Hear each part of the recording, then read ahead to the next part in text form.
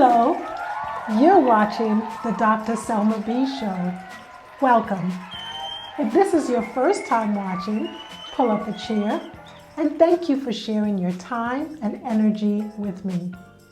It's February and we are in the start of the new year, and I hope that you're holding on to the breath of the new year and all that it offers us. Our last episode was on ending the achievement gap in mathematics. I received comments from viewers who shared that finally they understood why they had so many struggles with math and promised me that they will no longer say, "I can't do math." Remember, you may visit our website or YouTube channel to learn more about our work and to get inspired. Now listen up, we're making strides. We now have a coveted, customized URL address from YouTube. How did we achieve that goal? Because of you. You taking the time to like and subscribe to the channel and sharing with your friends and family. Thank you. My topic for today is transformations. 5 steps to get you started. When I plan the show, I'm always mindful of what is happening within our schools and community. And I am determined to create a space for us to draw parallel and reflect on our personal lives together.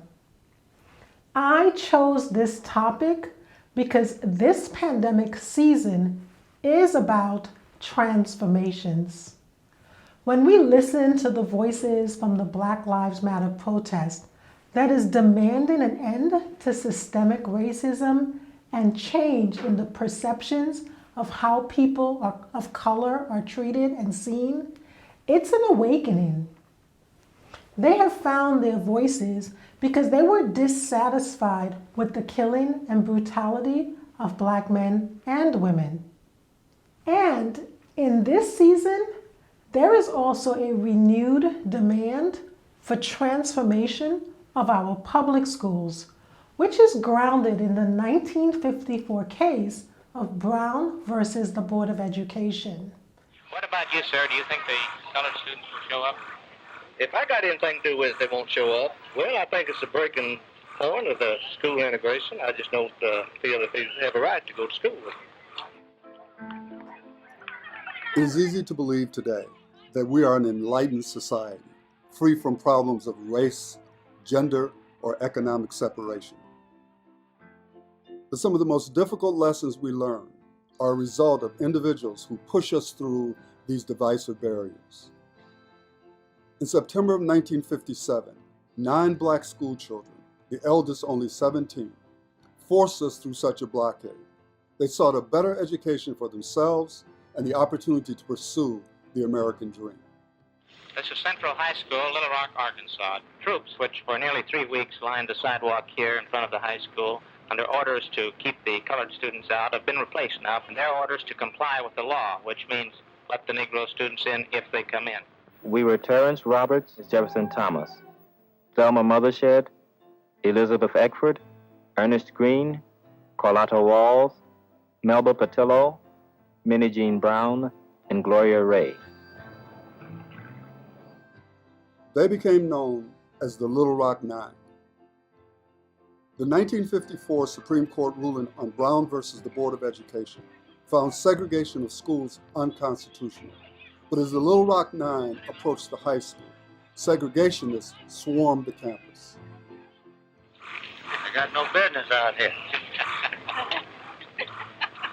This is our school, not theirs. They have their own. As the violence escalated, one schoolgirl, Elizabeth Eckford, was threatened by an angry mob chanting, "Lynch her, lynch her." President Dwight Eisenhower intervened in Little Rock and set a precedent for our nation as a whole. Such an extreme situation has been created in Little Rock. This challenge must be met, and with such measures as will preserve to the people as a whole their lawfully protected rights in a climate permitting their free and fair exercise. In the present case, that troops are there pursuant to law solely for the purpose of preventing interference with the orders of the court.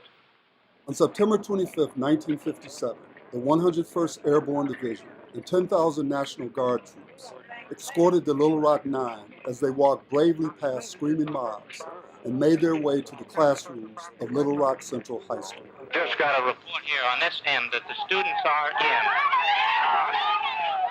Do you feel it's worth it going through this? Yes, I do. These 9 heroes were willing to step forward and in doing so altered the course of history.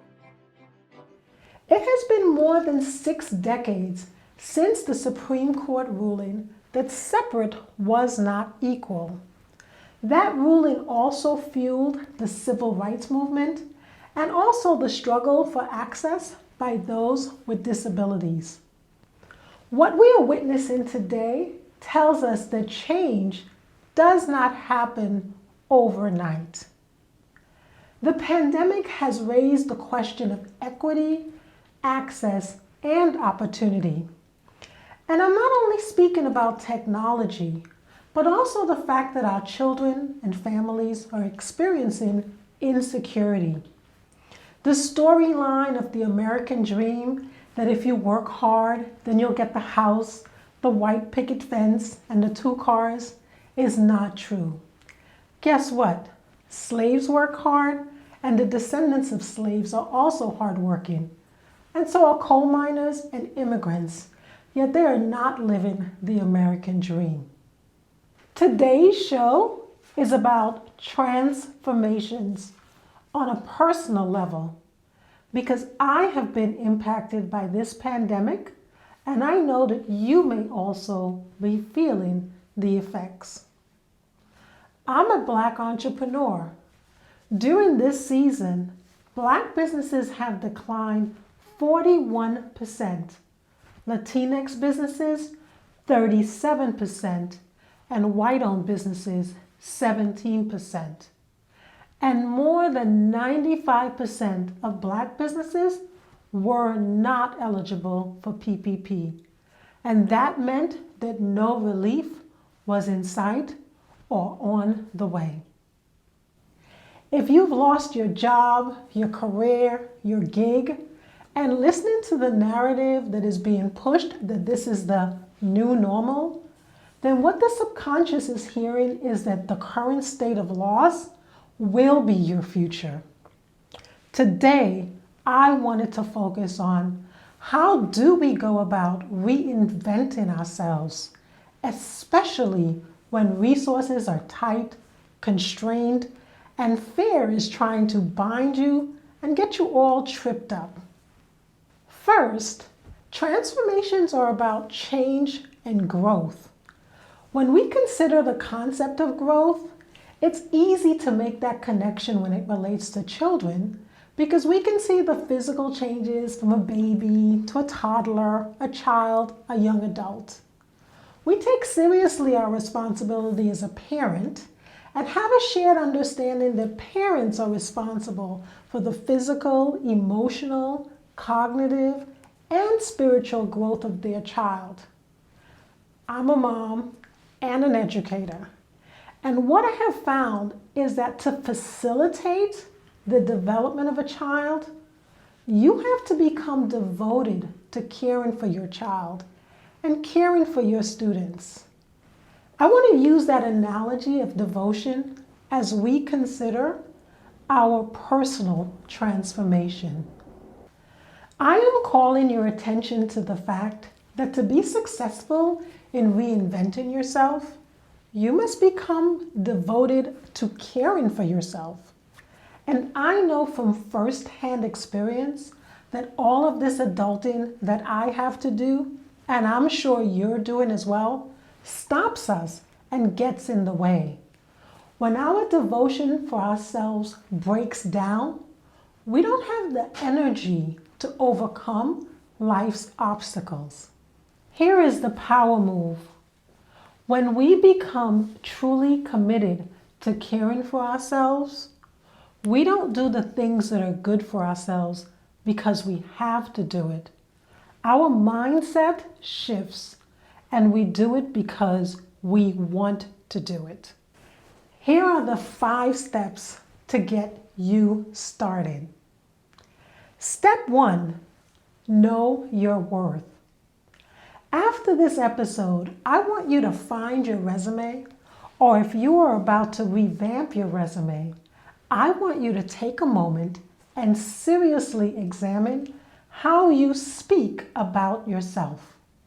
Are you listing what you do rather than speaking about your accomplishments? The racism, classism, and sexism lowers self-esteem. We have been conditioned to not know our self-worth, and we take on the approach of having to create a laundry list to justify who we are. And we are told not to toot our horn and talk boldly about our accomplishments. We've been taught that to be humble means being quiet and silent because the Creator might punish you. To take the risk to reinvent oneself, you have to speak confidently about who you are, your story, and know that you have made accomplishments in your life. I challenge you to say it out loud. I am worthy. Step 2, self-determination. You grow in life when you become self-determined. Self-determination demands that you establish your mind towards your goal. If you were in this room right now and I asked you to get me a glass of water, you would get up and you would walk and get me a glass of water. However, if I asked you, how are you going to get home? Are you going to fly? You're going to immediately tell me, Dr. B, I can't do that. Why? You've decided that you can't fly or you can't reinvent yourself because you've always walked. You're comfortable doing the things the way in which we've always done it. But to be self-determined says that we don't have to define ourselves by our past. Beloved, where do you want to go? If you have been on this journey with me this past year, I hope you realize that I'm not asking you to go sit under a wishing tree. When I am self-determined, I make decisions about my physical body, health, emotions, spiritual growth, my finances, and most importantly, the people I want to engage with. Self-determination demands that you align your mind and your spirit with where you want to go. So for example, if you're an entrepreneur in this season, if you've always gone to a particular well to make your money, when that well dries up, are you going to keep going to the same place where there's no water or no opportunity for you? Well, if you have the mindset of an entrepreneur, you're going to have to shift and you're going to have to find a new direction. Once again, where do you want to go? Step 3, try another approach. Now that you have made a decision about where you want to go to, how are you going to get there? In my I Am a Warrior 14-day journal guide, I asked you to consider the following question. Imagine being a singer and having to compete with the dynamic Temptations or even Beyonce. You may feel like they have the singing game all sewed up. Why bother? Well, there is more than one path to get to the same goal. Are you willing to try another approach? Check out Mr. George Clinton in the Funkadelics. I think he is a beautiful example of risk-taking and flipping the script and telling you, and also me, that each of us has to figure out how to stand out in the space, keep it fresh, and not compromise on quality. Beloved, try a new hairstyle. Try a new color in your wardrobe. Try maybe getting your news from a different source. There's a special gift I want you to have. I love it when someone who knows me well tells me, Dr. B, I did not know that was you. You deserve that gift, and you will get it when you try another approach. Step 4, seek out knowledge. I have figured out in life that general and specific knowledge go hand in hand. And far too many don't take a risk because they believe that they do not have the knowledge or the credentials. And the narrative sounds like, know your place and stay in your place.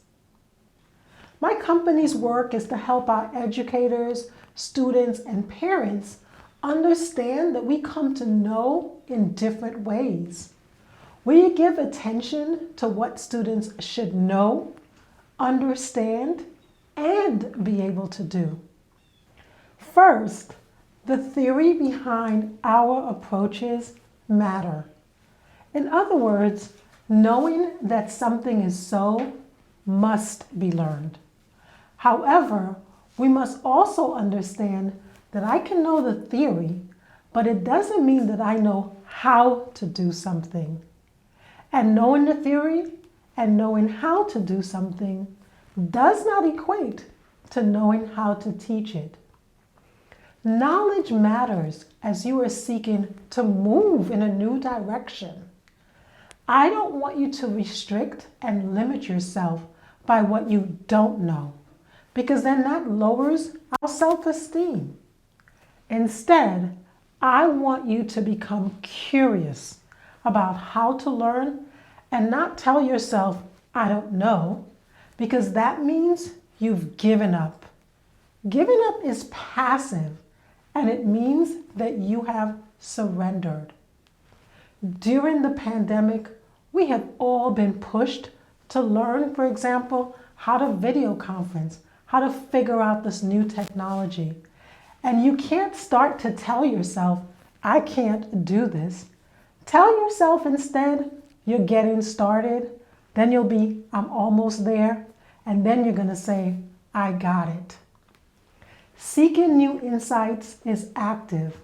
And I want you to seek new ideas and to be willing to stretch yourself out of that cocoon that we find ourselves in.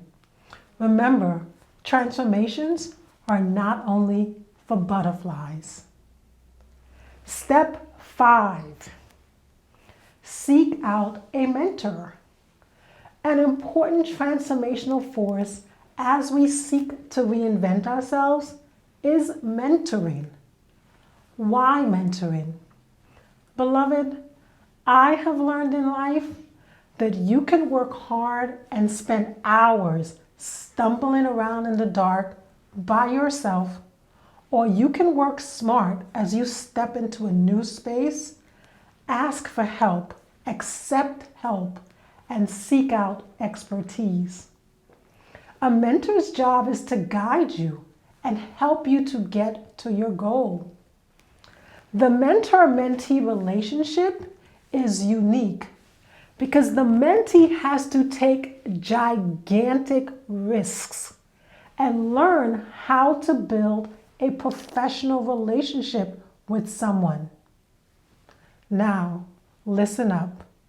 If you're a shy person or someone who has learned how not to advocate for themselves, or if you grew up in a household where the message was, be a good boy, be a good girl, which meant don't question authority and follow all the rules.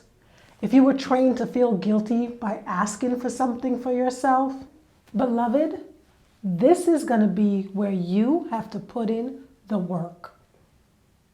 You're going to shift your mindset and now actively seek out someone to mentor and to help you.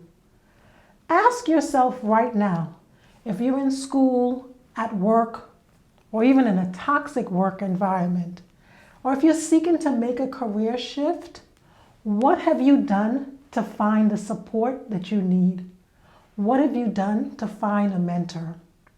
It is very sad to know that our children can go through K-12, or maybe someone who can graduate from college or get a master's degree and never have a mentor.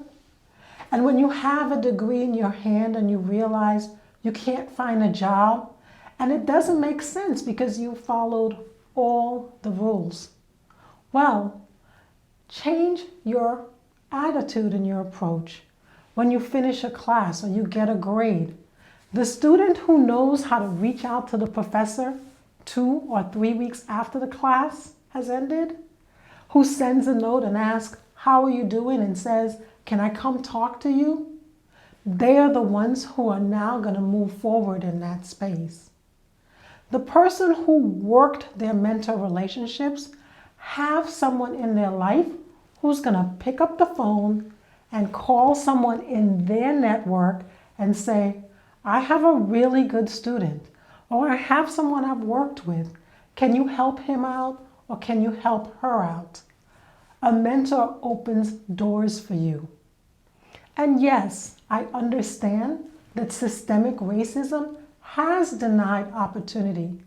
However, you and I will not allow the past to define our future. That's what the Dr. Selma B Show is all about. Change. Now, the mentor does something very specific for you. No excuses. So, for example, I love coaching my doctoral students because it's rewarding to me. I am successful at it because I don't accept excuses. A mentor's only job is to get you to the place you said you want to go. You made a promise to yourself to get a degree, to start a new career. And how do we make it through this world? Never alone. We have all had failures, but we need someone in our life to hold us accountable. Why? Well, the old folks would say, the mind wants to monkey around and be distracted, especially with all that adulting. A mentor and a coach helps you to organize your mind, deepen your knowledge and understanding, and helps you to learn how to think about your approach and to get you moving towards your goals. Beloved, when I invite you to be a part of the Dr. Selma B Show, I want you to realize that I'm not inviting you to just hang out with me. That's fun as well. Yes, I love spending time with you, and I relish our time together. However, I also want you to realize that I am also in the process of becoming and transforming, and I never have it all figured out. The sun rises every day, and every day you and I both have to be willing to step into our greatness. These 5 steps are only about getting started. Step 1, know your worth. Step 2, self-determination. Step 3, try another approach. Step 4, seek out knowledge. Step 5, seek out a mentor or to help you get started. And yes, I am an optimist. So when the sun rises tomorrow, you and I have to be willing, ready, and able to make the changes we want to see in our lives. Let me invite you once again to learn more about our work by visiting our website. And also you can learn about our educational programs, our journals, and of course, get inspired with our content on our YouTube channel. I would love it if you would send me a note. Where do you want to go? And which step are you starting with as you work to transform and reinvent yourself? Thank you for taking the time and showing Dr. B the love by liking and subscribing the channel and also sharing with your friends. Remember, saying thanks is not the same as giving thanks, and I give thanks for you.